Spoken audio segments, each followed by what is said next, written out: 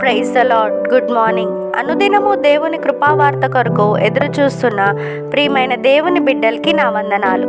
ఈ దినము పరిశుద్ధాత్మ దేవుడు మనతో మాట్లాడుతున్న వాగ్దానం ఇదే. కీర్తనల గ్రంథము 62వ అధ్యాయం 1-2 వచనాలు. నా ప్రాణము దేవుని నమ్ముకొని మౌనముగా ఉన్నది. ఆయన వలన నాకు రక్షణ కలుగును. ఆయనే నా ఆశ్రయదుర్గము, ఆయనే నా రక్షణకర్త, ఎత్తైన నా కోట ఆయనే, నేనంతగా కదిలింపబడను. Amen. Verse of the day, Psalms chapter 62 verse 1 and 2. For God alone my soul waits in silence. From him comes my salvation. He only is my rock and my salvation, my fortress.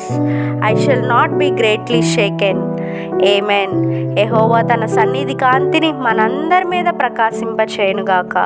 ఈ వాగ్దానం విన్న మీ అందరికీ తన కుడి చేయితో మిమ్మల్ని ఆదరించునుగాక. May Christ fulfill all your promises and bless you with rich blessings. Amen.